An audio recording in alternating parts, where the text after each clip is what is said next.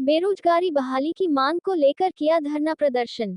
लोहारू से Sanwarmal Verma AI technician welfare संघ एचकेआरएन के तहत पशु सहायक के पद पर रोजगार देने की मांग को लेकर लोहारू कोर्ट परिसर के बाहर अनिश्चितकालीन 1 जनवरी से धरने पर बैठे हुए हैं। उनके 3 साथी 8 दिन से आमरण अनशन पर बैठे हुए हैं। उनके समर्थन में आज आम आदमी पार्टी के अनुराग दांडा व गीता लाखलांड पहुंचे। अनुराग दांडा ने संबोधित करते हुए कहा कि उनकी मांग जायज है। उन्होंने पहले 5 साल सरकार के साथ काम किया। लेटर प्रोजेक्ट में उन्होंने पूरे 5 साल काम किया। उन्होंने पूरे 5 साल अपनी सेवाएं दी। इनको सरकार ने कहा था कि लेटर के माध्यम से सरकार के साथ अटैच कर देंगे, लेकिन 2019 से यह काम कर रहे हैं तो इनको सरकार अनदेखी कर रही है। अपने सरकारी लेटर से अटैच किया। एक पहला धरना है। ये लोग पक्की नौकरी नहीं मांग रहे। इनका कम से कम कॉन्ट्रैक्ट बेस पर इनको जॉब देना चाहिए ताकि सरकार के साथ काम कर सके और अपना घर भी चला सके। उन्होंने कहा कि यदि आम आदमी की पार्टी सरकार आएगी तब पशुपालन विभाग द्वारा जो इनका तजुर्बा है, पशुपालन विभाग को ट्रेन जो है, उनकी जरूरत भी है। हरियाणा के युवाओं के पास टैलेंट भी है, ये नौकरी कर सकते हैं। चुनाव के बारे में पूछे सवाल पर अनुराग दांडा ने कहा कि आम आदमी पार्टी हरियाणा में भी पूरी तैयारी कर ली है। आम आदमी पार्टी पूरे प्रदेश में पदाधिकारी बन चुके हैं। चाहे 10 लोकसभा चुनाव हो या विधानसभा चुनाव, हम पूरी ताकत से चुनाव लड़ेंगे और आम आदमी पार्टी सरकार बनाएगी। इस धरना प्रदर्शन पर मायाराम, अनुज, महेंद्र कुमार, संजय, राजाराम, रैंपिया, दिनेश, विजय कुमार, जितेंद्र, संजीव, संदीप, सतबीर, प्रमोद, ब्लॉक प्रधान मनोज कुमार, गोविंद कृष्ण, सुरेश भारद्वाज आदि मौजूद थे।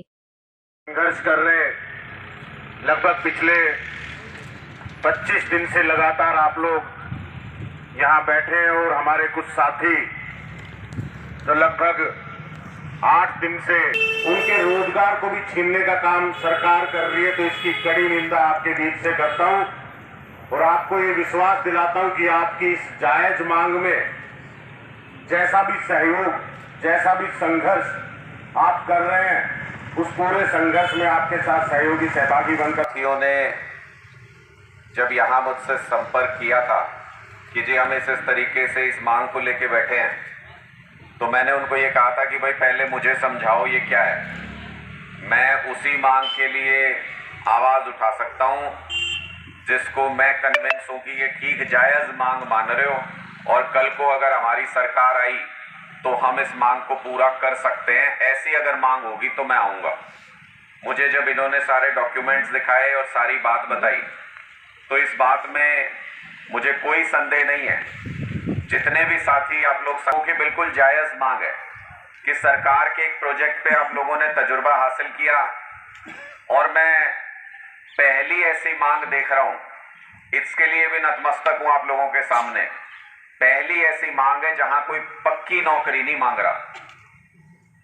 ये पहली ऐसी आपकी मांग बिल्कुल जायज है और ऐसा नहीं है कि इस फील्ड में जरूरत नहीं है। एनिमल हस्बेंड्री डिपार्टमेंट में मुझे लगता है पशुपालन विभाग में जितनी स्टाफ की कमी है शायद हरियाणा के किसी और विभाग के अंदर इतनी कमी नहीं है। धीरे धीरे ये अपने जो पशु अस्पताल होते थे गांव-गांव के अंदर, उनको बंद करते जा रहे हैं, उनको सीमित करते जा रहे हैं, उनकी सेवाएं कम करते जा रहे हैं, जिससे न सिर्फ हमें पशुधन का इस्तेमाल होता है बल्कि वो तकनीक भी जाती जा रही है जिसके जरिए हम नस्लों को सुधारने का काम करते थे, अपनी अच्छी नस्लों को बनाए रखने का काम करते थे। उस बारे में तकनीकी जानकारी के अभाव में लगातार ये जितने पशु अस्पताल हैं इनकी सेवाएं कम होती जा रही हैं। तो मुझे तो बिल्कुल जायज़ मांग आपकी नजर आती है। हमारे कुछ साथी आमरण अनशन पे भी यहाँ बैठे हैं। मैं तो बस इतना ही कह सकता हूँ साथियों, इस सरकार की नजर में आप लोगों के संघर्ष की कोई कदर नहीं है। ये सरकार युवाओं की, रोजगार मांगने वालों की सुनती नहीं है। हम तो भुक्तभोगी हैं। कल करनाल में गए थे, युवा साथी 25 लाख बेरोजगार है, बताओ हरियाणा में। हम तो कल करनाल में गए थे तो लाठियां मारी हम लोगों को, ये हाथ तोड़ दिया ये वाला, और खूब लाठियां चलाई हमारे ऊपर। लेकिन हम भी कल कह के आए हैं, मुख्यमंत्री के घर का घेराव करने गए थे, हम भी कल कह के आए हैं लाठी मारनी हो, सिर फोड़ना हो, जेल में डालना हो, जो तुम्हारी तमन्ना हो पूरी कर लो। आवाज उठाने से हम भी बाज नहीं आएंगे। हम लोग अपनी अपनी नौकरी, काम धंधे छोड़ के राजनीति में आए सिर्फ इसलिए हैं क्योंकि ये जो राजनीति में बैठे हुए लोग हैं इन्होंने शर्मसार कर दिया राजनीति को। युवाओं के लिए, बच्चों के लिए, महिलाओं के लिए अगर कोई संघर्ष नहीं कर सकता तो ऐसी राजनीति का कोई फायदा नहीं। इसलिए इस सरकार में युवाओं की मांग की कोई कीमत नहीं है, वरना 8-8 दिन से आप लोग आमरण अनशन पे बैठे हो। सरकार को आपके दरवाजे पे आना चाहिए था। और मंत्री अगर इसी विधानसभा से है और यही धरना चल रहा है, उसके बावजूद भी ना आए तो शर्म से डूब मरने की बात है। उसके लिए जनप्रतिनिधि कहते कैसे हो अपने आप को, मुझे वो समझना है कि अपने आप को ये लोग जनप्रतिनिधि, नेता, ऐसे शब्दों का इस्तेमाल कैसे करते हैं अपने लिए। अगर आपके शहर में, आपके इलाके में, आपकी विधानसभा में आमरण अनशन पे बच्चे बैठे हुए हैं, उनकी जान को खतरा है और आप उनसे एक बार मिलने नहीं आ सकते, मुझे नहीं पता वो नौकरी दे सकते नहीं दे सकते, उनकी हैसियत में भी है कि नहीं है, लेकिन कम से कम आश्वासन देने, दर्द सुनने तो आ सकते हैं। राजनीति में अगर आप दर्द नहीं सुन सकते किसी का तो काम क्या करोगे। मैं तो आपके बीच में ये आश्वासन देना चाहता हूं, मुझे नहीं पता ये सरकार कितना बार काम करेगी। हालांकि आज हम यहाँ पे आए हैं तो शाम तक हलचल जरूर हो जाएगी, क्योंकि ये किसी और से डरते हो या ना डरते हो, आम आदमी से ये जरूर डरते हैं। इनके आम आदमी का खौफ है कि भाई ये निस्वार्थ भाव से ये लोग लड़ाई लड़ते हैं। इनको आम आदमी से इस बात पे तो डर लगता है। और शाम तक आप समझ लेना कि शाम तक आपको कहीं ना कहीं से फोन फान आने शुरू हो जाएंगे, मनाई शुरू हो जाएगी। कितना संघर्ष कर इनके समर्थन के लिए ये देख के आए हैं कि इनकी मांग बिल्कुल जायज़ है। इन्होंने पहले सरकार के साथ पूरे 5 साल तक एक प्राइवेट प्रोजेक्ट में, लेकिन सरकार के साथ 5 साल तक काम किया, अपनी सेवाएं दी।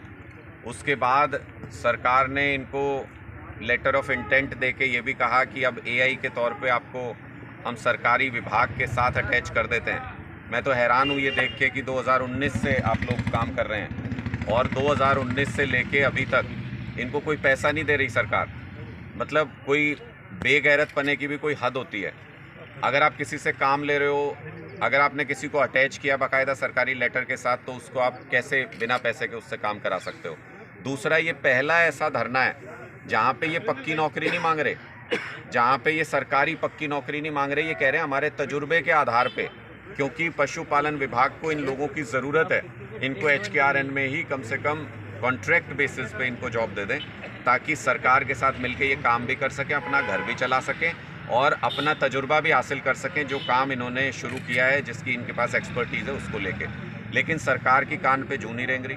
मंत्री इसी विधानसभा से आते हैं, 8 दिन से आमरण अनशन पे 3 बच्चे बैठे हुए हैं, यहाँ पे 3 युवा बैठे हुए हैं, लेकिन उसके बावजूद भी मंत्री जी में इतनी शर्म लिहाज नहीं कि आपकी विधानसभा में ये लोग 1 महीने से बैठे हैं, 8 दिन से आमरण अनशन पे बैठे हैं।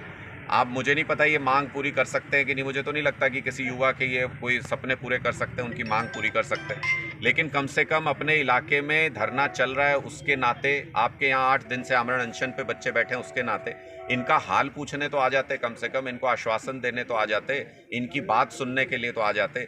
इसलिए मुझे लगता है कि ये निष्ठुर सरकार है। हमने इन लोगों से ये प्रॉमिस भी किया है, ये वादा भी किया है कि आम आदमी के हाथ में जिस दिन कलम आई, जिस दिन आम आदमी पार्टी की सरकार हुई, हम इनके तजुर्बे का इस्तेमाल करेंगे।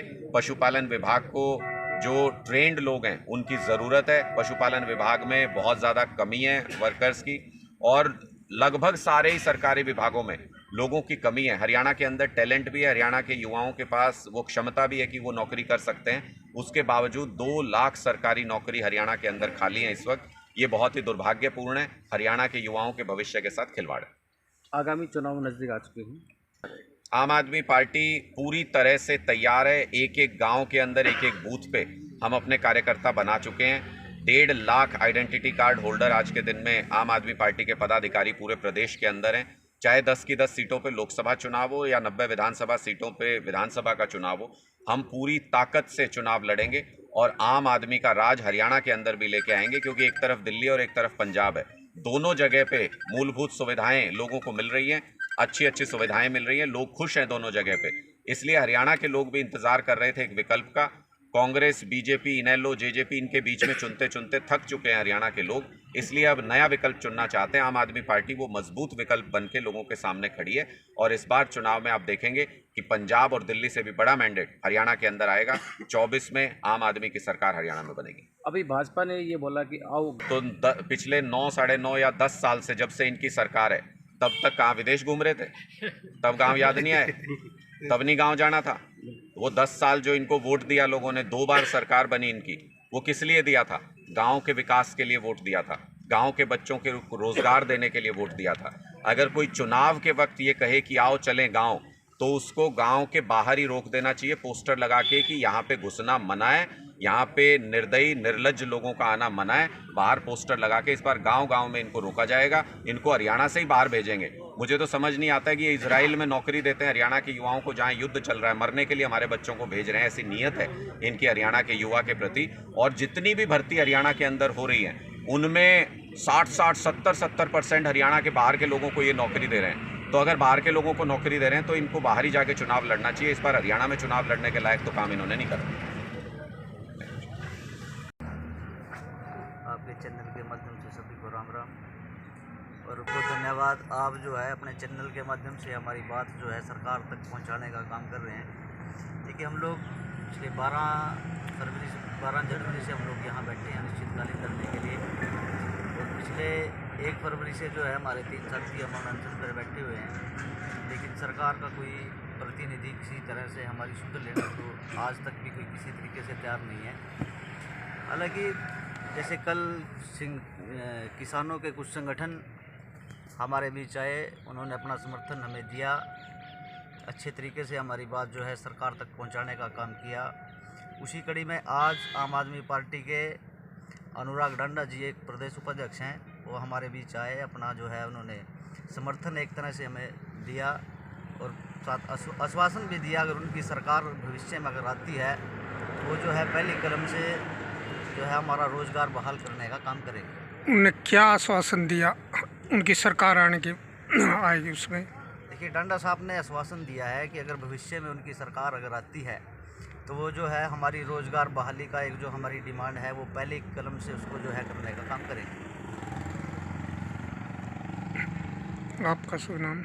जी, मेरा नाम मायाराम है, मैं प्रदेश जो है महासचिव हूँ संगठन का यमुनानगर से।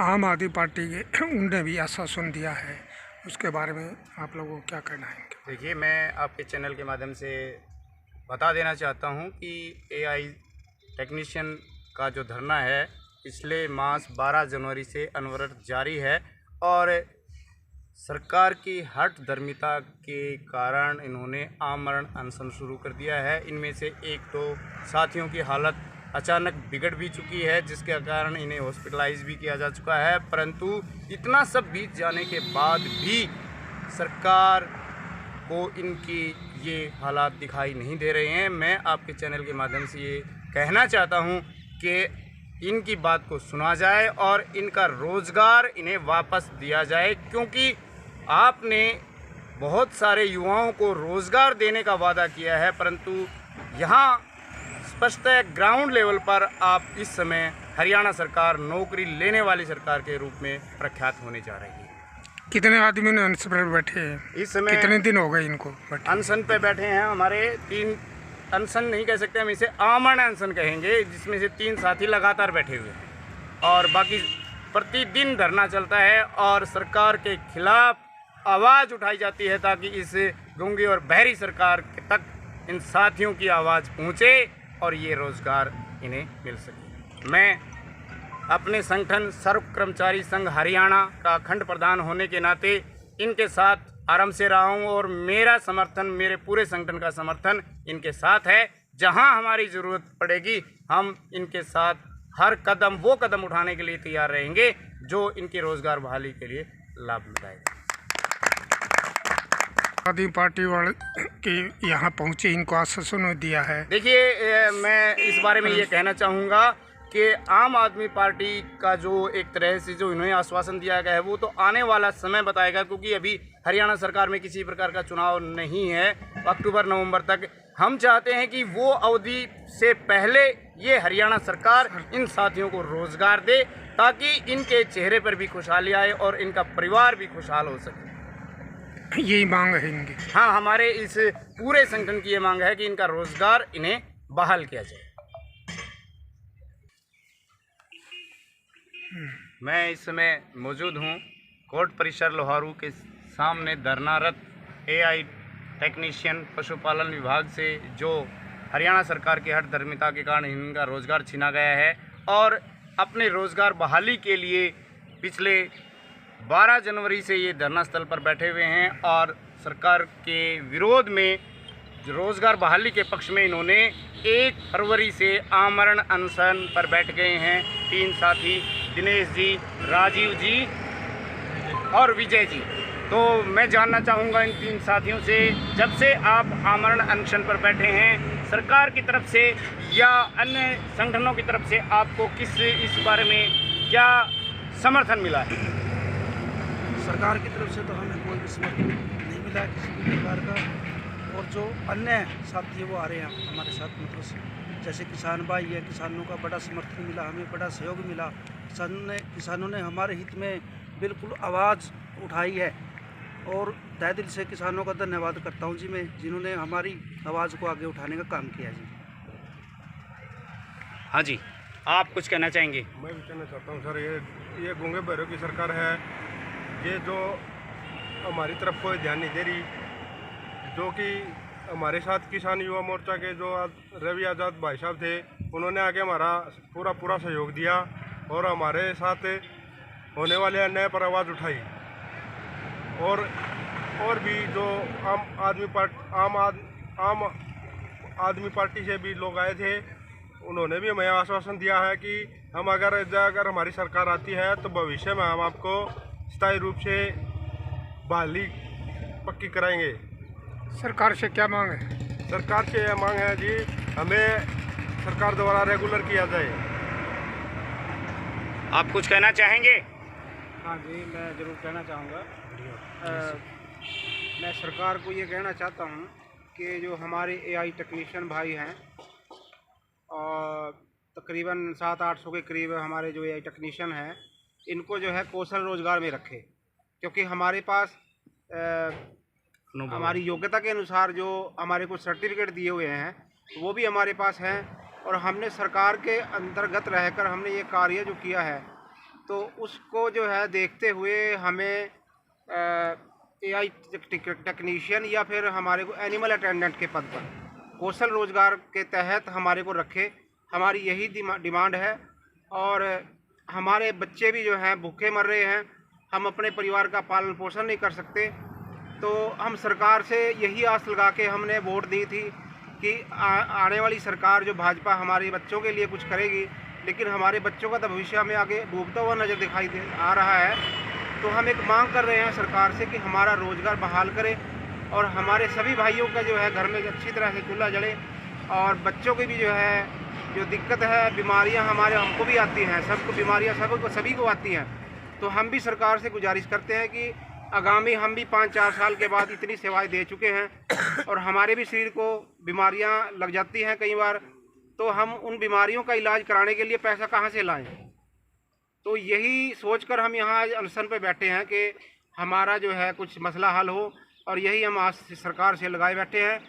और अन्य संगठन भी हमारे साथ जुड़ रहे हैं, उन्होंने भी हमारे को यही आश्वासन दिया कि आपके बारे में हम सोचेंगे और आपके बारे में हम बोलेंगे। तो मैं यही कहना चाहूँगा कि सरकार कुछ ना कुछ करे।